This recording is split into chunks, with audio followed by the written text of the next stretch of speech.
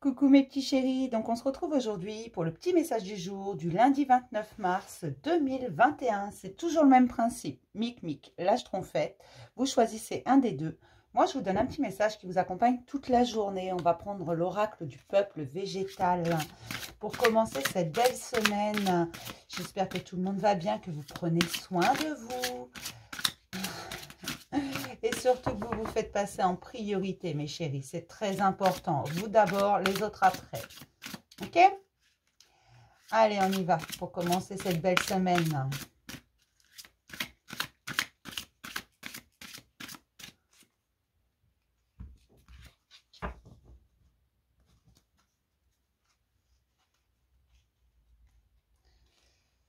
Pour Mic et pour ma petite schtroumpfette. Donc, on commence toujours par Mic. C'est un principe de base sur cette chaîne. J'ai une carte artiste, l'Edelweiss. Elle est vraiment belle, cette fleur. Elle m'inspire la pureté, vous voyez, la pureté du blanc avec ce fond vraiment blanc neigeux. Voilà, je sais pas. Moi, c'est ce que ça m'inspire. Donc, on va voir ce que nous dit cette carte. Comme à chaque fois que je prends l'oracle du peuple végétal, je vais vous lire la carte. Donc, c'est une carte artiste. Alors, je vous lis la carte tout simplement parce que je trouve les messages vraiment très beaux. Et je ne voudrais surtout pas mal retransmettre en un sens. 173.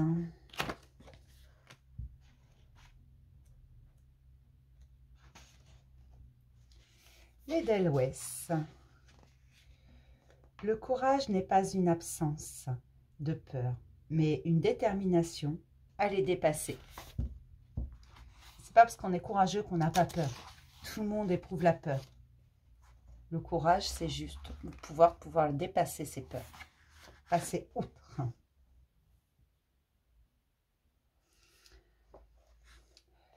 Lorsque l'Edelweiss vous apparaît, c'est pour vous interroger sur votre capacité à vous dépasser. L'Edelweiss est l'artiste du dépassement de soi, de l'effort continu, du chef-d'œuvre du génie, poussé à son extrême. L'Edelweiss vient vous parler du courage et de la persévérance. Peut-être êtes-vous partisan du moindre effort et appréciez-vous quand les résultats s'offrent à vous naturellement. Vous aimez les terres riches et abondantes et aimez facilement recevoir ce qui vous fait du bien. Pour autant, l'Edelweiss, comme il vous apparaît, vous parle du dépassement de soi. Car dépasser ses limites, c'est rendre hommage à vos qualités humaines extraordinaires. C'est sortir du lot, c'est développer votre génie, le talent de votre originalité. Les hommes et les femmes qui sont rentrés dans l'histoire ont connu souvent la gloire au prix de nombreux efforts. Ils étaient des travailleurs acharnés, qu'il s'agisse d'art, de science, de médecine, qu'il s'agisse de Nelson Mandela, de Charlie Chaplin, de F.D. Roosevelt, de Pierre et Marie Curie. Tous ont en commun d'avoir osé dépasser leurs limites. Ils n'ont pas compté leurs heures pour incarner le talent de leur humanité. C'est toujours les obstacles, les épreuves qu'ils ont rencontrées sur leur chemin qui leur a permis justement de se dépasser, de puiser dans leurs réserves, de développer des qualités humaines d'imagination, de logique, des qualités humaines physiques, intellectuelles ou énergétiques, qui seraient sinon restées inutilisées. Lorsque l'Edelweiss apparaît, cela peut être pour vous aider à trouver le sens des preuves. Parfois, nous enchaînons les accidents et la maladie, et en cherchons le sens.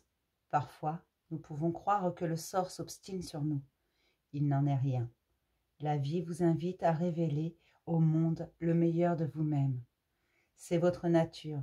L'Edelweiss vous montre le chemin sur le sentier rocailleux et aride, pour garder espoir et plonger dans le cœur de votre intimité, pour y incarner votre lumière, pour la grâce de Dieu. Le message de l'Edelweiss. Je suis l'Edelweiss. Je ne me plais qu'à plus de 1000 mètres d'altitude. Jamais je ne pousserai dans les prés, ni dans les champs. de terre grasse, trop près de confort et de l'oisiveté, pardon. Car c'est ma nature de prendre de la hauteur, d'explorer les terres arides et les dangereux paysages montagneux. Car quel plaisir pour moi de m'épanouir là où le soleil brûle, là où le froid gèle les êtres ordinaires. Plonger mes racines dans les rocailles austères m'aide à développer mon courage et ma persévérance. Par ces qualités, j'ai accès à un point de vue sur le monde que peu peuvent s'offrir. Je prends de la hauteur, je me maintiens en altitude. Tu es venu me chercher aujourd'hui parmi tous mes frères et sœurs du peuple végétal. C'est moi que tu as choisi, à moins que ce ne soit moi qui t'ai choisi. À ce niveau d'altitude, la notion de libre arbitre n'existe plus. L'homme est uni à la montagne. Il ne peut plus vaincre contre elle. Il ne peut que gagner avec elle. Il doit pour cela abandonner tout ego, tout désir de revanche. C'est en t'unissant à la beauté du monde, en reconnaissant ta propre beauté, que tu pourras incarner ce que tu as de plus beau à incarner dans ce monde. Ta nature divine incarnée dans un corps humain, l'image de Dieu dans un corps limité qui, grâce à toi, dépasse ses limites. C'est dans les épreuves qu'on apprend, c'est dans les épreuves qu'on grandit. C'est pour ça que sans cesse je vous répète de ne pas vous limiter, que tout est possible et que vous méritez le meilleur, que tout ce que vous rêvez, vous pouvez le créer. Mais pour ça, vous devez vous en donner la peine, c'est beaucoup de persévérance. C'est parfois quelques échecs, mais on apprend avec ça. On tire une leçon, tout est bénéfique. Un échec n'est pas négatif, on apprend quelque chose, donc c'est forcément positif. Dépassez-vous, dépassez vos peurs. Allez la décrocher, la lune, si vous la voulez. Elle ne viendra pas toute seule. Pour mes petites schtroumpfettes, j'ai une carte maître, le boulot. C'est pas la première fois que je la sors pour mes schtroumpfettes, le boulot. J'adore cet arbre. Il est magnifique. Il est tout blanc. C'est justement ce qui fait que je l'adore. Il est différent. Le boulot. Alors.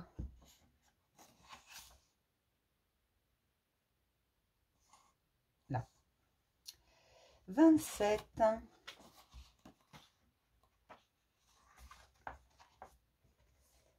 Le boulot. Nous sommes le fruit de la sève qui coule en nous et à travers nous. Lorsque le boulot vous apparaît, il est l'un des 7 arbres du bosquet des druides, autrefois appelé l'arbre de la sagesse. Il vient vous parler de connaissances, non pas le savoir théorique des intellectuels, mais la connaissance innée et légère, comme le vent. Les sages sont légers. Le véritable connaissance est liée à la sagesse et à l'expérience. Elle est pleine de bon sens et n'est pas remise en cause. Le boulot vous interroge sur la source de votre connaissance. Qu'êtes-vous prêt à apprendre? Que transmettez-vous à vos enfants? Ce que vous savez vous allège-t-il ou vous alourdit-il? Votre connaissance doit vous aider à marcher le pas léger. Sinon, c'est que vous l'avez avalé sans l'avoir digéré. Le boulot vous invite à vous connecter à votre énergie vitale à travers l'expérience. En cela, il vous aide. Il désintoxique les voiles de l'esprit. Il vous aide à apprendre, non pas en assimilant du savoir, mais en vous allégeant de vos certitudes. Il vous inspire à vous sentir léger, comme un enfant, ce qui est nécessaire pour toute expérience spirituelle.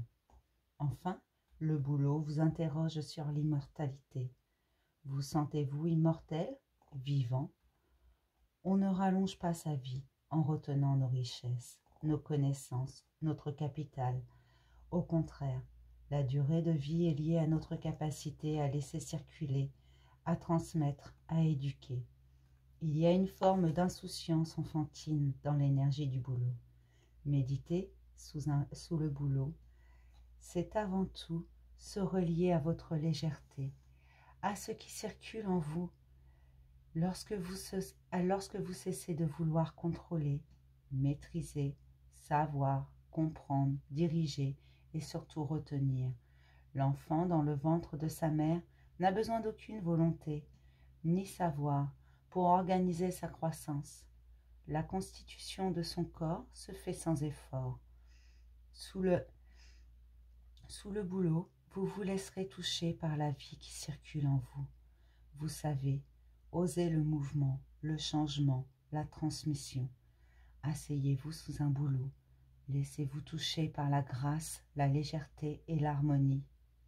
Enfin, par la clarté de son écorce, le bouleau s'associe à la pureté et à la grâce, sagesse, savoir, connaissance. Le bouleau vous aide à moins savoir pour connaître davantage. Le message du bouleau. Je suis le bouleau. Mon énergie est aussi légère que mon écorce est fine et fragile. C'est cette légèreté qui me permet d'établir le lien entre la terre et les esprits. Reçois-tu le message de tes guides? Sais-tu te laisser toucher par ce que nous t'enseignons? Je dis nous, en incluant le peuple invisible qui vibre à travers nos branches et la musique de nos feuilles sous le vent frais. Sais-tu entendre cette musique? Que fais-tu de ce que tu apprends? Peux-tu apprendre autrement qu'avec ta tête? Ta tête parfois est trop lourde et ton mental trop chargé. La plus grande forme de l'intelligence se mesure à la légèreté de l'âme. Mes branches dansent avec le vent. Elles sont légères. Trop penser ne permet pas d'être heureux. Le mental passe son temps à se projeter dans le passé, qui n'existe plus et a besoin d'être oublié, et un futur qui n'a pas débuté et pour lequel souvent tu t'inquiètes inutilement. Ne perds pas ta précieuse énergie à ressasser le passé et à anticiper le futur. Tout se réalise dans le présent, et le présent bientôt sera déjà ton passé. Sens-toi léger dans ton pas, dans ta respiration et dans tes mouvements. Ne cherche pas à contrôler ce qui de toute façon t'échappe. Ne cherche plus à avoir raison, à te justifier, mais à être heureux. Allège ton pas et tu trouveras la paix. Il a un très beau message. Soyez légers comme des enfants. Vivez comme des enfants. Ne cherchez pas le conflit. Ne cherchez pas à avoir raison. Si vous savez que c'est une perte d'énergie, qu'en face de vous, la personne n'entendra pas raison. Si vous savez qu'une situation n'est pas de votre contrôle, n'est pas de... Prenez-la comme elle vient. Ne vous inquiétez pas de votre futur. Laissez le passé où il est. Soyez dans l'instant présent parce que c'est ici et maintenant qu'il se passe des choses. C'est pas demain, c'est pas hier. C'est ici et maintenant. Soyez léger, ici et maintenant. Tout se passe tout de suite. D'accord? À l'instant T. Voilà pour le petit message du jour. Je vais vous faire plein de gros bisous, mes petits chéris. Et je vais vous dire à demain pour un nouveau message du jour. Bisous!